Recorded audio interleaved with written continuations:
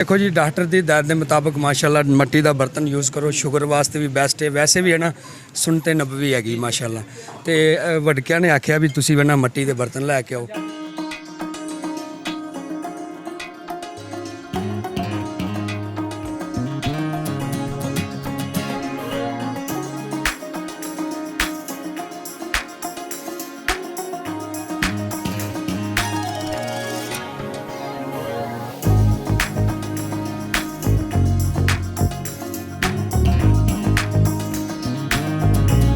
ਅੱਜ एक वक्त दोबारा आ गया, लोग बीमारियां च मुबतला हो गए, लोगों ਨੂੰ फिर मजबूर हो के इस मिट्टी के बर्तन नाल आना पिया।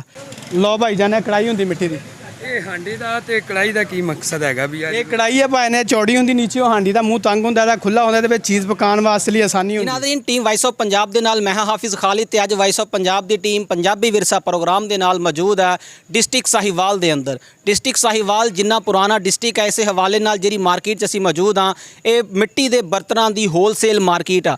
ਅਗਰ ਮਿੱਟੀ ਦੇ ਬਰਤਨਾਂ ਦੀ ਗੱਲ ਕੀਤੀ ਜਾਵੇ ਤੇ ਪੰਜਾਬੀਆਂ ਦੇ ਨਾਲ ਜੁੜਿਆ ਹੋਇਆ ਪੰਜਾਬ ਦਾ ਇੱਕ ਬੜਾ ਹੀ ਖਾਸ ਕਲਚਰ ਸੀ।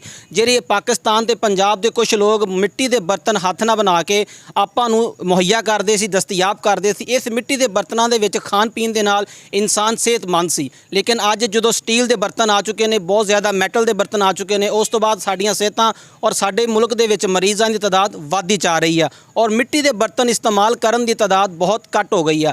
ਅੱਜ ਪੰਜਾਬੀ ਵਿਰਸਾ ਪ੍ਰੋਗਰਾਮ ਦੇ ਵਿੱਚ ਅਸੀਂ ਤੁਹਾਨੂੰ ਆ ਸਾਹੀਵਾਲ ਦੀ ਜਿਹੜੀ ਬੜੀ ਮਸ਼ਹੂਰ ਮਾਰੂਫ ਮਾਰਕੀਟ ਆ, ਜਿੰਦੇ ਵਿੱਚ ਤੁਹਾਨੂੰ ਮਿੱਟੀ ਦੇ ਹਰ ਕਿਸਮ ਦੇ ਬਰਤਨ ਮਿਲ ਸਕਦੇ ਨੇ, ਬੱਚਿਆਂ ਦੇ ਖਿਡੌਣੇ ਮਿਲ ਸਕਦੇ ਨੇ। ਅੱਜ ਤਾਰਫ ਕਰਵਾਵਾਂਗੇ ਉਹਦੇ ਨਾਲ ਔਰ ਦੱਸਾਂਗੇ ਕਿ ਇਸ ਕਲਚਰ ਨੂੰ ਅਸੀਂ ਕਿੰਨਾ ਛੱਡ ਚੁੱਕੇ ਹਾਂ ਔਰ ਇਹਦੇ ਕੀ ਫਾਇਦੇ ਨੇ। ਜੁੜੇ ਰਹੀਓ ਵਾਇਸ ਆਫ ਪੰਜਾਬ ਦੇ ਨਾਲ।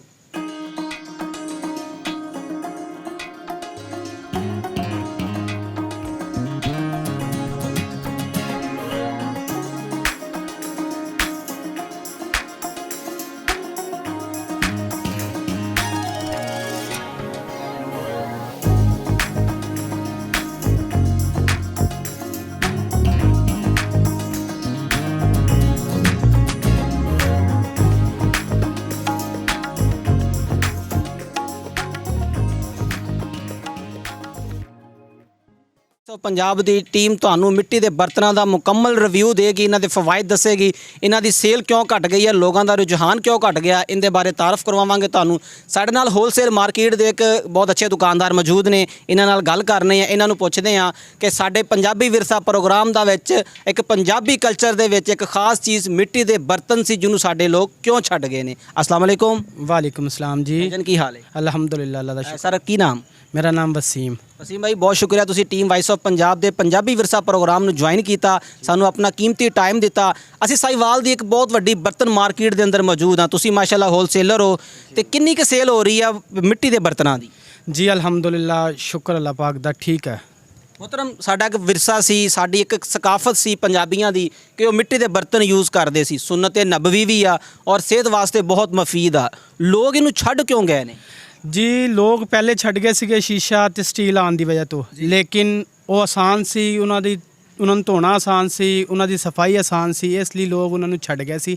अज एक वक्त दोबारा आ गया, लोग बीमारियां च मुबतला हो गए, लोगों ਨੂੰ फिर मजबूर हो के इस मिट्टी के बर्तन नाल आना पिया। इसलिए लोग लिहाजा हुण अगे नालों ज़्यादा इस तरफ आ रहे हैं और सेल भी ज़्यादा हो रही है। ਮੁਹਤਰਮ, ਤੁਹਾਡੇ ਕੋਲ ਮਿੱਟੀ ਦੇ ਬਰਤਨਾਂ ਦੀ ਬੜੀ ਵਸੀਹ ਔਰ ਰੀਜ਼ ਰੇਂਜ ਆ, ਬੱਚਿਆਂ ਦੇ ਖਿਡੌਣੇ ਵੀ ਨੇ ਔਰ ਦੇਖਿਆ ਜਾਵੇ ਤਾਂ ਪਰਿੰਦਿਆਂ ਵਾਸਤੇ ਬੜੇ ਖੂਬਸੂਰਤ ਮਿੱਟੀ ਦੇ ਘੋਂਸਲੇ ਵੀ ਨੇ। ਇੱਕ ਸਾਇੰਸ ਦੀ ਰਿਸਰਚ ਦੇ ਮੁਤਾਬਕ ਕਿ ਘੜੇ ਦੇ ਵਿੱਚ ਪਾਇਆ ਹੋਇਆ ਪਾਣੀ ਔਰ ਫਿਲਟਰ ਕੀਤਾ ਹੋਇਆ ਪਾਣੀ ਇਹ ਤਕਰੀਬਨ ਕੁਝ ਦੇਰ ਤੋਂ ਬਾਅਦ ਸੇਮ ਹੋ ਜਾਂਦਾ। ਮਤਲਬ ਇਹ ਘੜਾ ਐਸੀ ਚੀਜ਼ ਆ, ਮਿੱਟੀ ਐਸੀ ਚੀਜ਼ ਆ ਜਿਹੜੀ ਪਾਣੀ ਨੂੰ ਖੁਦ ਫਿਲਟਰ ਕਰਦੀ ਆ। ਤੁਹਾਡਾ ਕੀ ਕਹਿਣਾ ਹੈ? बिल्कुल इस तरह है जी। मिट्टी के बर्तन के घड़े तुसी पानी रख दो, 3 ਤੋਂ 4 घंटे बाद ये पानी खुद ब खुद फिल्टर हो जाएगा।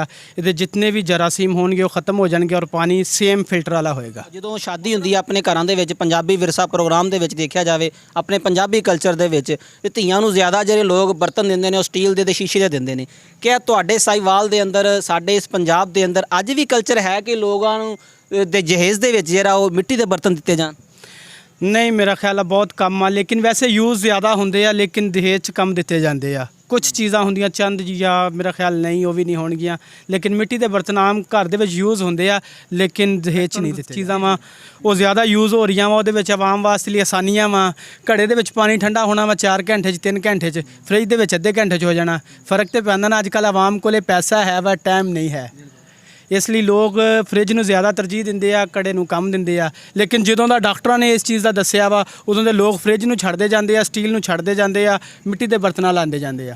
ਮਿੱਟੀ ਦੇ ਬਰਤਨ 'ਚ ਔਰ ਸਟੀਲ ਦੇ ਬਰਤਨ 'ਚ ਅਗਰ ਅਸੀਂ ਪੈਸਿਆਂ ਦੀ ਗੱਲ ਕੀਤੀ ਜਾਵੇ ਕਿ ਪੈਸਿਆਂ ਦੇ ਵਿੱਚ ਲਿਹਾਜ਼ ਦੇ ਨਾਲ ਦੋਵਾਂ 'ਚੋਂ ਸਸਤੀ ਚੀਜ਼ ਕਿਹੜੀ ਹੈ? ਉਹ ਜ਼ਾਹਰੀ ਬਾਤ ਹੈ, ਮਿੱਟੀ ਦੇ ਬਰਤਨ ਸਸਤੇ ਆ ਜੀ। ਅੱਜ ਸਸਤੇ ਵੀ ਇਸ ਮਹਿੰਗਾਈ ਦੇ ਵਿੱਚ ਸਭ ਤੋਂ ਸਸਤੇ ਜਿਹੜੇ ਬਰਤਨ ਉਹ ਸਿਰਫ ਮਿੱਟੀ ਦੇ ਆ।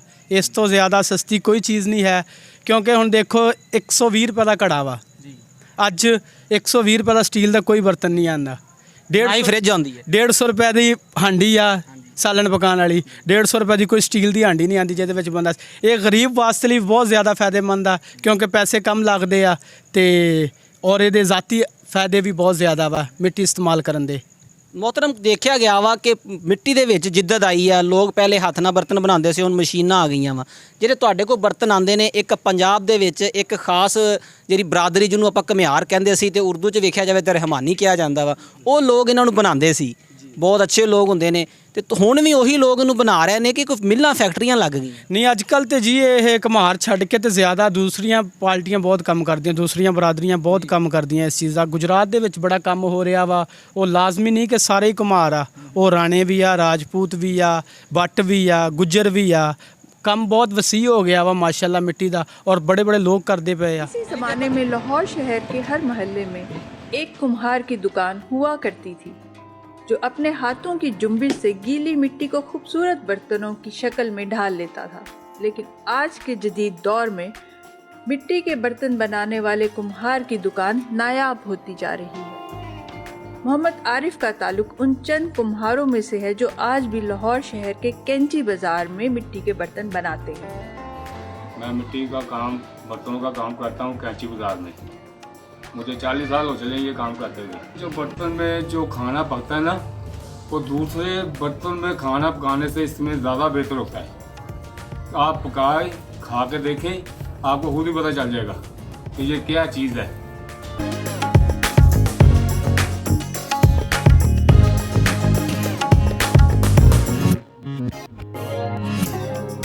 मोहम्मद आरिफ कहते हैं कि मिट्टी के बर्तन बनाने का तरीका इंतहाई आसान और खूबसूरत है। बर्तन बनाने का तरीका तो ये है, सबसे पहले मिट्टी लेके आते हैं। इसमें फसल नहीं होती इस मिट्टी में। जब मिट्टी हम लोग लाते हैं तो फिर बाहर सुखाते हैं मिट्टी, फिर पानी में ऐसे तो छाना लेके ना इसको वाश करते हैं। उसके बाद जो धूप लगती है इसको, ये हार्ड हो जाती है। फिर हम लोग जो अंदर ला के इसको बनाते हैं। अभी वो तैयार हो रहे हैं, ये जो सफ़ेद पड़े हुए हैं ये तैयार, ये पकने वाले हैं। जब पक जाएंगे ये लाल हो जाएंगे। कुम्हार मोहम्मद शबीर कहते हैं कि मिट्टी की हांडी की तैयारी का एक अहम मरहला मिट्टी की हांडी के पेंदे को तब्दील करना होता है। बेस को उतार के ना हम नीचे नई बेस लगाते हैं जिसमें रेत मिली होती है, ये आग के ऊपर ना फटती नहीं। मिट्टी के बर्तनों पर डिज़ाइन बनाना एक मुशक्कत तलब मरहला हुआ करता था, लेकिन अब ये मरहला सादा तरीकाकार अख्तियार कर चुका है। डिज़ाइन के बाद बर्तनों पर सफ़ेद रंग की वार्निश की जाती है, जिसके बाद बर्तन भट्टी में पकने के लिए तैयार हो जाते हैं। मोहम्मद शबीर कहते हैं कि जदीद तर्ज ज़िंदगी की वजह से मिट्टी के बर्तनों का इस्तेमाल हमारी रोज़मर्रा ज़िंदगी से अब ख़त्म होता जा रहा है। बस कम होती जा रही है, कोई नहीं फैक्ट्री, बस एक आधी रह गई। ये हमारी है तो एक काने में है, बकाया ख़त्म होती जा रही है। आगे लोग नई नस्ल नहीं काम कर रही। हालांकि मिट्टी के बर्तन में पकाना चाहिए, इसमें लज्जत भी है, लेकिन लोग ना बहुत मॉडर्न हो गए हैं कि मिट्टी की ये छोड़ दो, ये सिल्वर स्टील बेहतरीन बर्तन है, कुकर है, इसमें जल्दी पक जाता है। बाज़ अफराद आज भी खाना पकाने के लिए सिर्फ मिट्टी के बर्तन इस्तेमाल करते हैं।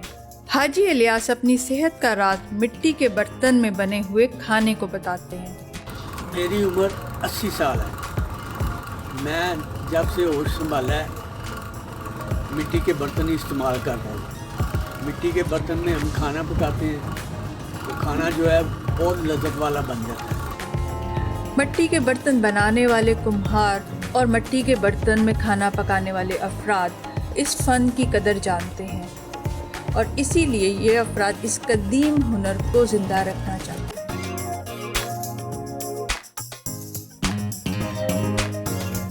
ਭਾਈ ਇਹਦੇ 'ਚ ਇੱਕ ਕੜਾਈ ਹੁੰਦੀ ਕੜਾਈ ਕੜਾਈ ਜੀ। ਮਿਲ ਜਾਏਗੀ ਭਾਈਜਾਨ। ਉਹ ਦਿਖਾਣਾ ਐਡਾ ਭਾਈ। ਸਾਈਜ਼ ਹੋ ਗਿਆ। ਲਓ ਭਾਈਜਾਨ, ਇਹ ਕੜਾਈ ਹੁੰਦੀ ਮਿੱਟੀ ਦੀ। ਇਹ ਹਾਂਡੀ ਦਾ ਤੇ ਕੜਾਈ ਦਾ ਕੀ ਮਕਸਦ ਹੈਗਾ ਵੀ ਇਹ ਕੜਾਈ ਹੈ ਭਾਈ ਨੇ, ਚੌੜੀ ਹੁੰਦੀ, ਨੀਚੇ ਉਹ ਹਾਂਡੀ ਦਾ ਮੂੰਹ ਤੰਗ ਹੁੰਦਾ, ਇਹਦਾ ਖੁੱਲਾ ਹੁੰਦਾ, ਇਹਦੇ ਵਿੱਚ ਚੀਜ਼ ਪਕਾਉਣ ਵਾਸਤੇ ਲਈ ਆਸਾਨੀ ਹੁੰਦੀ, ਹਿਲਾਉਣ ਵਾਸਤੇ ਲਈ ਆਸਾਨੀ ਹੁੰਦੀ ਭਾਈ ਨੇ। ਤਰੀਕਾਕਾਰ ਹੋਈ ਆ ਜੀ ਇਹਦਾ ਸੇਮ ਤਰੀਕਾਕਾਰ ਉਹੀ ਹੈ ਹਾਂਡੀ ਵਾਲਾ ਇਸਤੇਮਾਲ ਵਾਲਾ। ਅਗਰ ਗੈਸ ਤੇ ਪਕਾਣੀ ਹੋਵੇ ਜਾਂ ਚੁੱਲ੍ਹੇ ਤੇ ਪਕਾਣੀ ਹੋਵੇ। ਜਿਸ ਤੇ ਮਰਜ਼ੀ ਪਕਾਓ, ਗੈਸ ਤੇ ਪਕਾਓ, ਚੁੱਲ੍ਹੇ ਤੇ ਪਕਾਓ, ਇਹ ਸੇਮ ਚੀਜ਼ ਹੀ ਹੈ। अस्सलाम ਵਾਲੇਕੁਮ ਅਸਲਾਮ। ਭਾਈਜਾਨ ਕੀ ਨਾਮ? ਸ਼ਫਕਤ ਅਬਾਸ। ਭਾਈ ਤੁਸੀਂ ਅੱਜ ਬਰਤਨ ਖਰੀਦਣ ਆਏ ਹੋ ਮਾਰਕੀਟ ਦੇ ਵਿੱਚ, ਬੜੀ ਵਸੀਹ ਹੋ ਰੀਜ਼ ਮਾਰਕੀਟ ਹੈ, ਮਿੰਟੂ ਘੁਮਰੀ ਜ਼ਿਲ੍ਹਾ ਸਾਹੀਵਾਲ, ਤੇ ਤੁਸੀਂ ਕੀ ਕਹੋਗੇ ਮਿੱਟੀ ਦੇ ਬਰਤਨ ਇਸਤੇਮਾਲ ਕਰਨ ਦੀ ਕੀ ਅਫਾਦੀਅਤ ਹੈ? ਕਰਨੇ ਚਾਹੀਦੇ ਜੀ। ਦੇਖੋ ਜੀ, ਡਾਕਟਰ ਦੀ ਦਾਦ ਦੇ ਮੁਤਾਬਕ ਮਾਸ਼ਾਅੱਲਾ ਮਿੱਟੀ ਦਾ ਬਰਤਨ ਯੂਜ਼ ਕਰੋ, ਸ਼ੂਗਰ ਵਾਸਤੇ ਵੀ ਬੈਸਟ ਹੈ। ਵੈਸੇ ਵੀ ਹੈ ਨਾ ਸੁਨਤੇ ਨਬਵੀ ਹੈਗੀ ਮਾਸ਼ਾਅੱਲਾ। ਤੇ ਵਡਕਿਆਂ ਨੇ ਆਖਿਆ ਵੀ ਤੁਸੀਂ ਨਾ ਮਿੱਟੀ ਦੇ ਬਰਤਨ ਲੈ ਕੇ ਆਓ, ਤੇ ਇਸ ਲਈ ਅਸੀਂ ਨਾ ਹੁਣ ਬਰਤਨ ਖਰੀਦਣ ਆਏ ਹਾਂ। ਹੁਣ ਉਹਨਾਂ ਨੇ ਕਿਹਾ ਵੀ ਸਾਲਨ ਪਕਾਉਣੇ ਵਾਸਤੇ ਤੁਸੀਂ ਮਿੱਟੀ ਦੀ ਹਾਂਡੀ ਲੈ ਕੇ ਆਓ, ਤੇ ਭਾਈ ਨੇ ਆਖਿਆ ਕੜਾਈ ਤੇ ਹਾਂਡੀ ਇੱਕੋ ਹੀ ਆ, ਤੇ ਫਿਰ ਅਸੀਂ ਕੜਾਈ ਲੈਣ ਆਏ ਹਾਂ। ਮਾਸ਼ਾਅੱਲਾ ਬਹੁਤ ਅੱਛੇ ਆ, ਤੇ ਇਨਸ਼ਾਅੱਲਾ ਆਵਾਮ ਨੂੰ ਵੀ ਇਹ ਦਰਖਾਸਤ ਹੈ ਕਿ ਸਿਲਵਰ ਸਟੀਲ ਦੇ ਭਾਂਡੇ ਛੱਡੋ ਤੇ ਮਿੱਟੀ ਦੇ ਬਰਤਨ ਯੂਜ਼ ਕਰੋ, ਬਹੁਤ ਹੀ ਫਾਇਦਾ ਹੈ। ਇਹ ਸੁਨਤੇ ਨਬਵੀ ਦੇ ਮੁਤਾਬਕ ਚਲੋ ਇਨਸ਼ਾਅੱਲਾ। ਰੇਟ 'ਚ ਕਮੀ? ਰੇਟ ਵੀ ਸੇਮ ਹੈ, ਬਲਕਿ ਸਿਲਵਰ ਸਟੀਲ ਨਾਲੋਂ ਨਾ ਇਹ ਬੈਸਟ ਹੈਗੇ ਆ। ਸਿਲਵਰ ਸਟੀਲ ਦਾ ਰੇਟ ਇਹ ਬਹੁਤ ਅੱਛਾ ਹੈਗਾ, ਔਰ ਮਿੱਟੀ ਦੇ ਬਰਤਨ 'ਚ ਮਾਸ਼ਾਅੱਲਾ ਸਿਹਤ ਵੀ ਬਣਦੀ ਹੈ, ਤਾਕਤ ਵੀ ਹੈ, ਸ਼ੂਗਰ ਦੀ ਬਿਮਾਰੀ ਵੀ ਟੁੱਟਦੀ ਹੈ, ਬਹੁਤ ਹੀ ਅੱਛੇ ਫਾਇਦੇ ਮਾਸ਼ਾਅੱਲਾ। ਤੇ ਮੇਰੀ ਅਪੀਲ ਹੈਗੀ ਹੈ ਕਿ ਜਿਨ ਆਪਣੇ ਸੁਣਦੇ ਪਏ ਨੇ ਸਾਨੂੰ, ਤੇ ਮਿੱਟੀ ਦੇ ਬਰਤਨ ਯੂਜ਼ ਕਰੋ। ਜੀ ਨਾਜ਼ਰੀਨ, ਟੀ2 ਪੰਜਾਬ ਦੇ ਨਾਲ ਅੱਜ ਪੰਜਾਬੀ ਵਿਰਸਾ ਪ੍ਰੋਗਰਾਮ ਦੇ ਵਿੱਚ ਤੁਹਾਨੂੰ ਡਿਸਟ੍ਰਿਕਟ ਮਿੰਟ ਘੁਮਰੀ, ਜਿਹਨੂੰ ਜ਼ਿਲ੍ਹਾ ਸਾਹੀਵਾਲ ਕਿਹਾ ਜਾਂਦਾ, ਇਹਦੇ ਅੰਦਰ ਸਭ ਤੋਂ ਵੱਡੀ ਬਰਤਨਾਂ ਦੀ ਮਾਰਕੀਟ ਵਿਜ਼ਿਟ ਕਰਵਾਈ, ਰਿਵਿਊ ਦਿੱਤਾ, ਇੱਥੋਂ ਦੇ ਜਿਹੜੇ ਹੋਲਸੇਲਰ ਲੋਕ ਨੇ, ਦੁਕਾਨਦਾਰ ਨੇ, ਉਹਨਾਂ ਨਾਲ ਗੱਲ ਕੀਤੀ। ਉਸ ਤੋਂ ਬਾਅਦ ਮਿੱਟੀ ਦੇ ਬਰਤਨਾਂ ਦੀ ਅਫਾਦੀਅਤ ਤੁਹਾਡੇ ਨਾਲ ਸ਼ੇਅਰ ਕੀਤੀ। ਉਮੀਦ ਅੱਜ ਦਾ ਪ੍ਰੋਗਰਾਮ ਤੁਹਾਨੂੰ ਪਸੰਦ ਆਏਗਾ। ਇਨਸ਼ਾਅੱਲਾ ਟੀ2 ਪੰਜਾਬ ਬਹੁਤ ਜਲਦ ਇੱਕ ਨਵੇਂ ਪ੍ਰੋਗਰਾਮ ਦੇ ਨਾਲ ਹਾਜ਼ਰ ਹੋਏਗੀ। ਆਪਣਾ ਖਿਆਲ ਰੱਖਿਓ। ਟੀ2 ਪੰਜਾਬ ਨੂੰ ਇਜਾਜ਼ਤ ਦਿਓ। ਅੱਲਾ ਹਾਫਿਜ਼।